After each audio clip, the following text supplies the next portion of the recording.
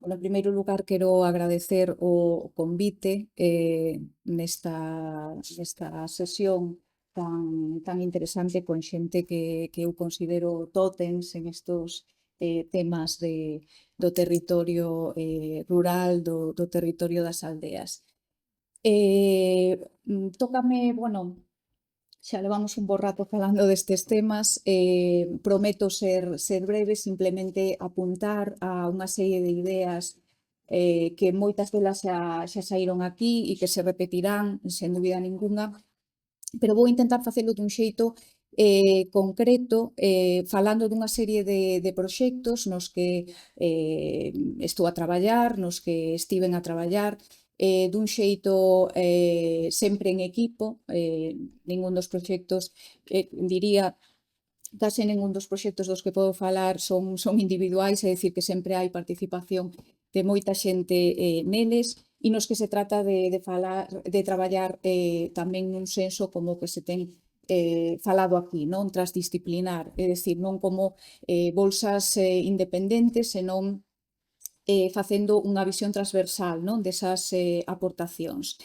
O título que lexín, complementario a esta idea de aldeas cosmopolitas de Jaime, é o de Patrimonio Estratexias de Revitalización, case un subtítulo, non, para intentar centrar o tema en concreto sobre o que quero falar, e que é sobre a oportunidade do patrimonio, entendido o patrimonio dun xeito amplo, non somente o patrimonio arquitectónico.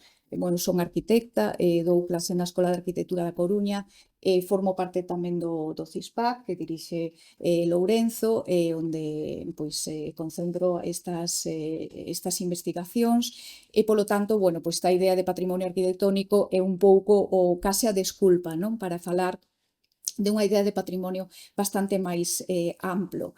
Decía que estou encantada de estar nestas xornadas, un dos motivos tamén que me causan especial emoción é o vencellamento destas xornadas co proxecto Terra do Colexio de Arquitectos de Galicia, que se iniciou hai case 25 anos, e no que eu comecei a traballar, aí temos, aí saio nesta foto con outras compañeiras, con Iria Sobrino, con Rosa Teira, que tamén teñen as súas andanzas pois 20 anos despois por aí adiante en distintos lugares do mundo. Falta Almudena Sánchez, que nos hai na fotografía. Estamos con Juan Luis Dalda, que foi un dos iniciadores dese proxecto.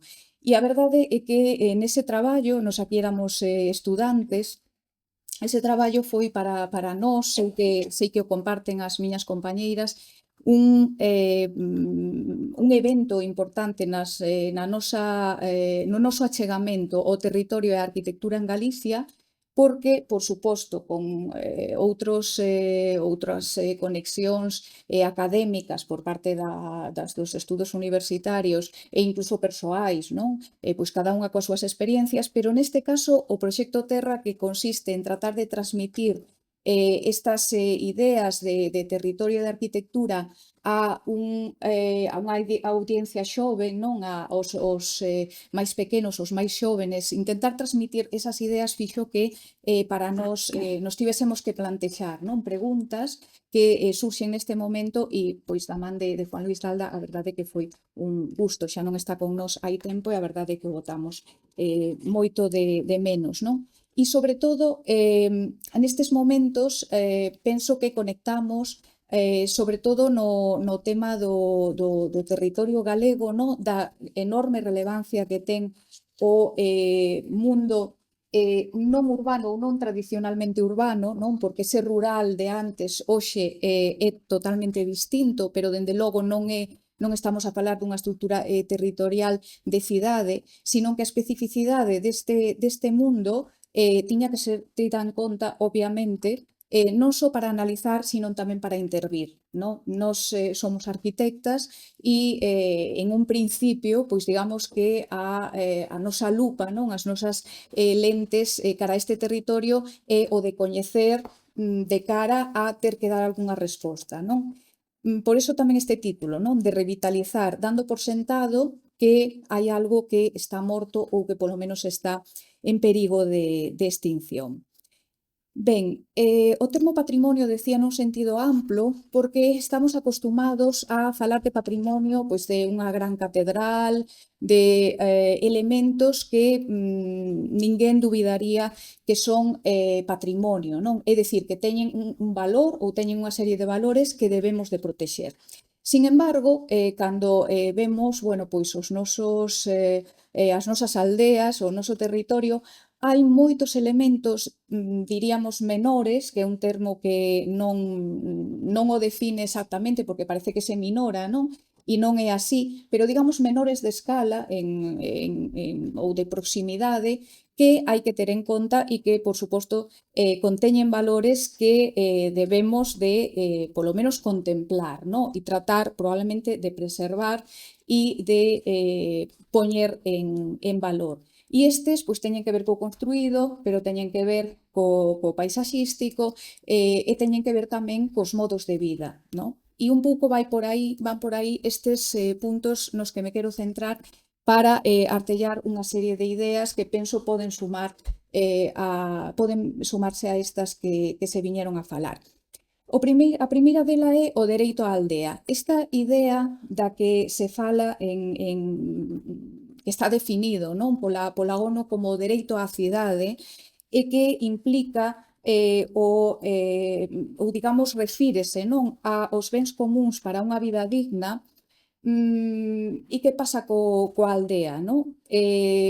Se aplica da mesma maneira? Pois eu penso que non, que isto hai que consideralo con certas especificidades que debemos de pôr sobre a mesa. E quero referirme en particular ao falar o dereito á aldea replicando a Teresa Novais, que foi unha das ponentes a semana pasada en Ourense, neste mesmo ciclo, e que centraba esta idea do dereito á cidade sobre o dereito a permanecer. Non? Falamos sempre de atraer xente ás aldeas, falamos dese territorio baleiro, non? Que cada vez o está máis, pero e que pasa coa xente que está ali? Se estamos expulsando ou nos estamos expulsando ou nos están expulsando dese lugar, pois parece un pouco contradictorio, non? Estar expulsando por un lado e tratar de atraer polo outro, con todo o que iso conleva. Neste proxecto, do que vou a falar moi brevemente, a Casa de Veciñanza é realmente unha invención, unha estratexia que presentamos para dar solución ou, digamos, dar un soporte asistencial a xente maior, en este caso, en un lugar concreto, en Xermade, nunha aldea, en Roupar, que donde ven aquí, non sei se ves estupendamente, aí ven, non? A aldea é unha das aldeas máis antigas, é a máis antiga do concello, que surxe de un cruce de camiños, non? Unha aldea que no seu momento pois foi moi poxante, con 2 feiras semanais, con varios locales comerciais, etc. E, bueno, pois eso, pois como pasa no mundo agrario e no mundo destes núcleos, foi cambiando radicalmente, non? Un núcleo que ata non hai moito, pois fundamentalmente a xente pois traballaba no que se ve alá atrás, non? Ese hito hoxe en día que é a fumeira das Pontes. Ben, pois logo dunha análise que, como viron, bueno, pois hai un equipo, neste caso multidisciplinar, traballando transdisciplinarmente, formado por arquitectas, unha delas está por aquí, Lines, xente de xeriatría, xente de economía, de dereito,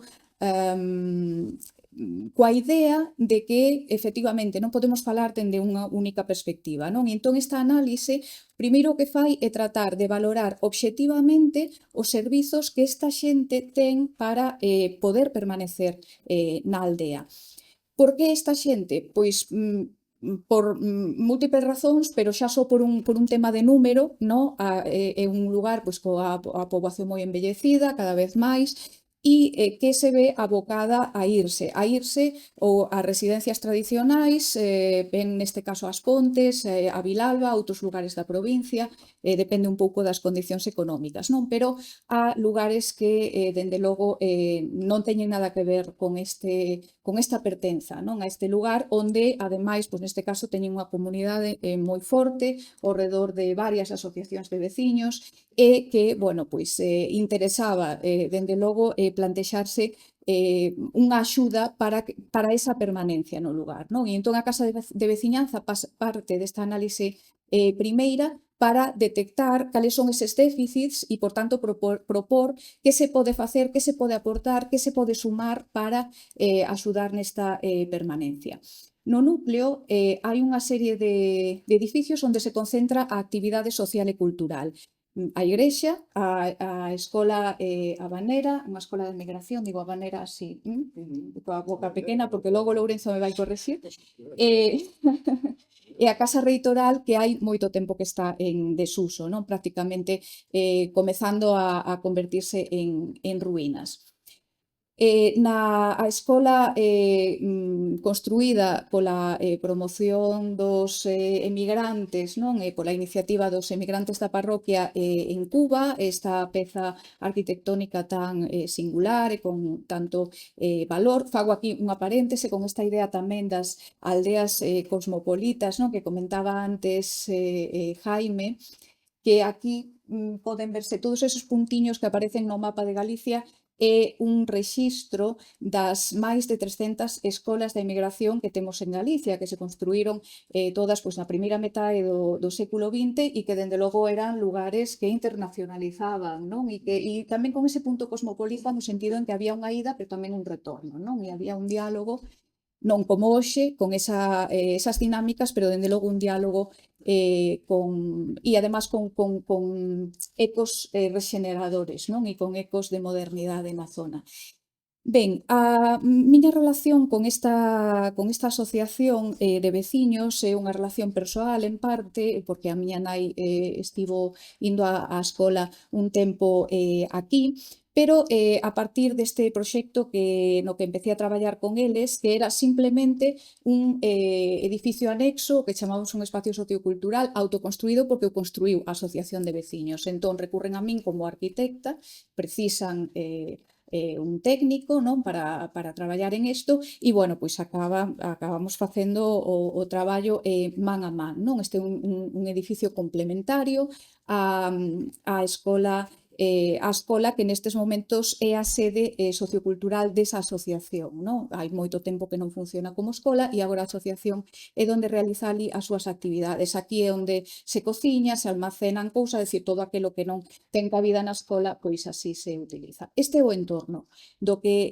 estamos a falar. E temos aquí na fotografía superior, na parte esquerda, a Casa Reitoral, que é o lugar de oportunidade, ese patrimonio ao que vamos a recurrir para plantexar os novos servizos que formarán parte, ou digamos o corazón, desa idea de casa de veciñanza. O traballo faise, obviamente, como se falou tamén aquí todo o tempo, en diálogo constante. En realidade, no fondo, é unha iniciativa da Asociación de Veciños. Cando traballamos neste pequenísimo edificio que lles mostrei antes, que ten 50 metros cuadrados, un edificio, ademais, que está pensado para que cando non sexa preciso se retire, se desmonta e xa está. Ali pasou non nada, pero pouca cousa.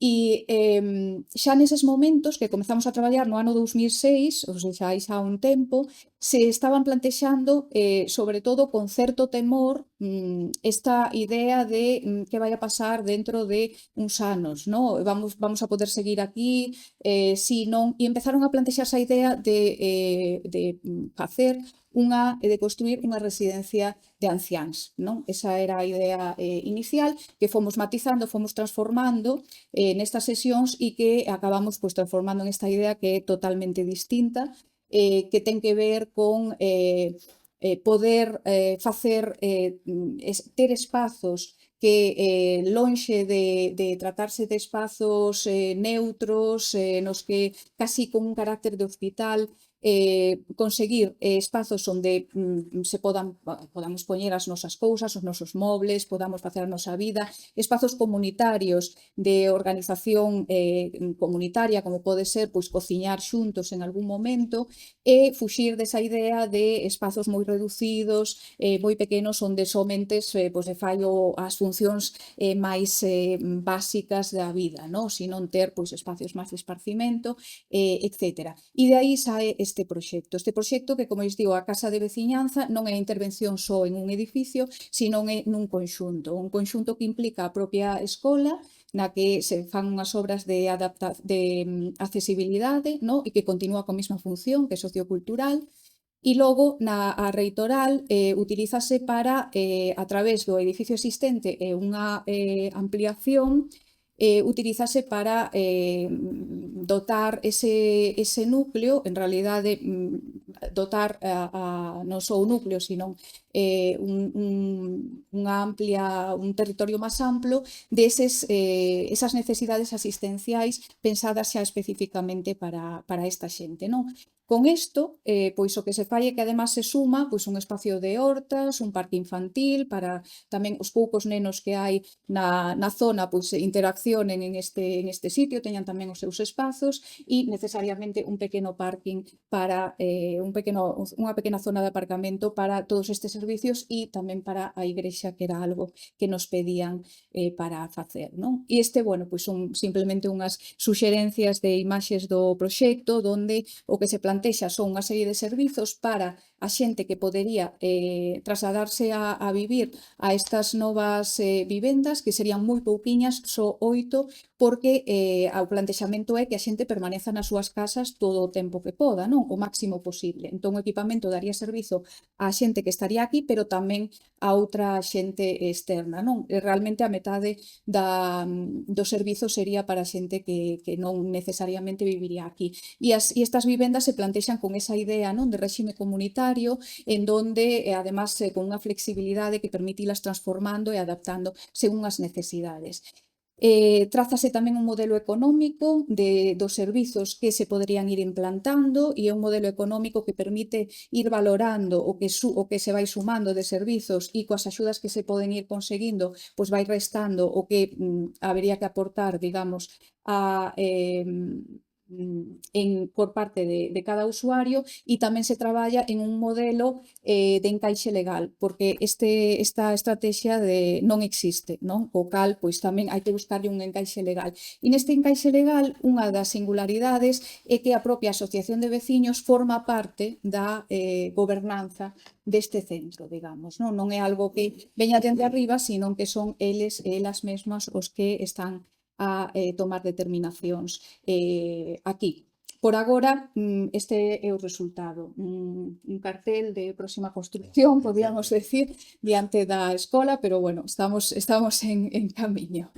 Estamos intentando aí conseguir financiación para que o poñan en marcha. A segunda idea, tamén esta prometo que vai ser breve de verdade, que chamei alerta e perigo de extinción. Xa escoitamos xa aquí varias veces falar de perigo de extinción, no? Na mesa. Neste caso, centrando o tema en concreto sobre os sistemas productivos. O sistema agrario, o sistema gandeiro, é unha obviedade, aquí hai xente que sabe moito sobre isto. Quería poñer un punto de alerta sobre os sistemas artesanais en Galicia, non? E as súas perspectivas de futuro. Este tamén, digamos que os datos máis obxectivos do perigo de extinción destes sistemas productivos veñen dados por estes traballos que estamos, isto é prácticamente primicia porque están sin publicar, pero onde tamén de novo a través de un traballo de xente da arquitectura, da economía, da socioloxía, da docencia tamén de oficios artesáns, se estivo a facer, non? e parte dunha enquisa que se fai tamén entre os protagonistas, entre os propios artesáns e as artesás en Galicia, e a través de 40 preguntas pois se trata de tantear as súas necesidades, as súas, como, digamos, como ven o seu traballo, case se lles pide que fagan unha carta aos Reis Magos do que precisarían para tamén para mantelo, non? E para permanecer. Simplemente por dar así algún dato que creo que reflexa bastante ben esta idea de perigo de desaparición, dende o ano 1995 ata hoxe, é dicir, nuns 30 anos, registramos que hai sobre un 30% menos de talleres artesáns en Galicia. Isto afecta a todo o territorio, non só o máis urbano ou máis rural, non? Pero no rural ten unha incidencia especial. Estimamos que polas idades da xente que está agora mesmo dando vida a estes talleres, estimamos que nun período de 10-15 anos, se as dinámicas son as que se están dando hoxe, da xente que está hoxe en activo, a metade deixaría de estalo, con un relevo xeracional realmente mínimo. O sexa que o risco é que en 10-15 anos, seguindo as dinámicas actuais, perderíamos sobre un 50% do sistema productivo artesanal, o que conlevaría perder todos estes valores, no, que acompañan a este tipo de producción. No? Diría, a simbiose co medio productivo non somente é a perda de unhos postos de traballo concretos, senón todas as dinámicas que estes xeran, non tanto de produción, de as materias primas que necesitan, como de venda, de distribución, etc., pero tamén o que isto xenera de cara á produción do medio, a demanda, non, de produción do medio, etc., non? E que, ademais, é un sistema productivo que leva intrínseco a todas estas ideas tan contemporáneas de sustentabilidade, de economía circular, etc. Non hai que sumarlo, é que xa o teñen, non? E valores como o saber facer, o facer ben, etc. Ben, falaba da simbiose co medio e todo o que isto artella, por exemplo, pois aquí moitos dos artesáns, sobre a metade, máis ou menos, por facer así números moi gordos, din que non poden usar como materias primas medios galegos, que teñen que recurrir a outros lugares porque aquí non é posible, non? Entón, hai parte destes produtores que o fan conscientemente, non? E ademais porque precisan algún tipo de material que aquí pois non é propio de aquí, non tería sentido, pero unha parte moi importante di que o fan porque aquí é imposible, porque a demanda non é suficiente, porque non é suficiente a produción, porque algunhas producións pois xa non existen, etc. Non? Co cal, bueno, pois aquí hai ademais un campo de oportunidade importante. O relevo xeracional de cara a un relevo familiar, que era o que se viña a producir tradicionalmente, eso xa non existe. Non? Unha porcentaxe moi pequena de xente retoma o traballo do taller dos pais, duns tíos, moi pouquiña xente, co cal temos que buscar outras alternativas, non? Fundamentalmente a través da formación, que tamén require poñer en contexto. O tema de xénero, e aquí poño un exemplo que é Caumún Rara Avis, que é unha torneira francesa que participou este ano no Encontro Internacional da Tornería en Xermade, Jeronim, e que digo unha rara avis porque en Francia son minoría, pero en Galicia prácticamente non hai ningunha torneira. É dicir, existe a día de hoxe no sistema artesanal un sesgo de xénero que, dende logo, é unha oportunidade tamén, non? A parte de ser, pois, obviamente, un tema de xustiza social, non? De igualdade de acceso a calquera tipo de traballo. E falando dos encontros internacionais da tornería en Xermade, voltando a donde empezaba, estes encontros que tamén teñen ese punto cosmopolita, no? Que reúnen en unha fin de semana de setembro anualmente a máis de 3.000 visitantes en un núcleo que en todo o concello hai 1.700 habitantes, é dicir, que se duplica a poboación anualmente, donde se fan demostracións, donde incluso se traballa sobre innovación, e o que nos leva á última das ideas, no? Que é a idea dos espazos que posibilitan, que o chamei así porque ás veces hai certas actividades, no? Que xeran dinámicas, actividades que reviven, no? Ou que poden revivir ese territorio que precisan de un espazo, no? É casi como a idea de habitación propia de Virginia Woolf, no? Necesitas un lugar onde facer certas actividades. E estes espazos a veces non teñen que ser grandes edificios, nin hitos, simplemente pois un lugar onde situar isto, no? E aquí é onde se plantexa a idea de, a través de novo, falando de patrimonio, a través de unha rehabilitación dunha pequena reitoral, neste caso na aldea, no núcleo de servizos de Xermade, para convertilo no Centro Internacional da Torneiría, que viría a facer digamos, a fixar o extraordinario dos encontros, no? Que é unha iniciativa en realidade, que surxe de veciños que son os que comezan a organizar estes encontros e agora o fan a través de unha asociación, a Asociación dos Amigos da Madeira das Pontes, e facer ese hito extraordinario, fixalo de unha maneira permanente, non? Para que pois se poda continuar esa actividade de divulgación, de posta en valor da torneiría e poñer de alguna maneira, vincular o nome deste núcleo tamén á tornería, non? Que é algo así. Aí vemos o núcleo e, como ven, pois é un núcleo que se repite por Galicia, pero neste caso un núcleo de servicios onde está pois o Concello, está a Igrexa Parroquial, e a casa da que vamos a falar é esta que está aquí abaixo, non? Ten colexio, polígono industrial, é dicir, os cuartel, centro de saúde, no? E prácticamente o que conforma ese núcleo. Achegándonos máis, aquí vemos abaixo a Casa Reitoral que, como lles decía, neste caso, pois como pasaba coa de Roupar, tamén unha casa deshabitada hai anos, prácticamente comezando a entrar en procesos de arruinamento, e que se ve como unha oportunidade para fixar aí o Centro Internacional da Tornería. Aquí a vemos con unha extensión de terreo hacia a parte de atrás, e aquí, pois, de novo, por suposto, debatindo, no? Dando forma a ese proxecto, neste caso, cos protagonistas. Houbo reunións máis amplas, neste caso, son os últimos apuntes sobre o proxecto, cos organizadores dos encontros internacionais.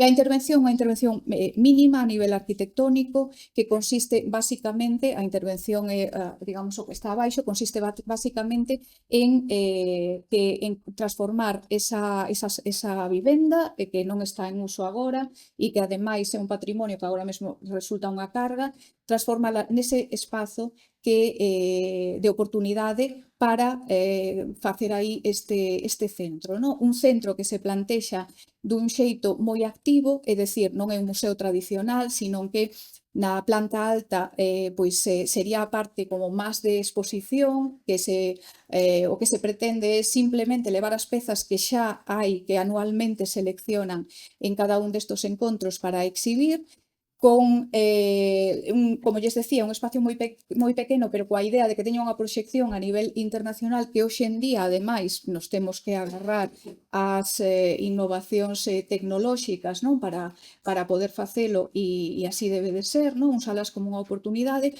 pero un lugar activo no que se fagan demostracións, no que se poda incluso investigar, no? En canto a este oficio, no? Tamén para incorporar a ensinar e preservar as técnicas tradicionais, pero incorporar as innovacións que, como en todos estes procesos, hoxe en día teñen que formar parte desto, no? E tamén neste espazo haberá un lugar para esa acción, no? Para manter vivo o oficio.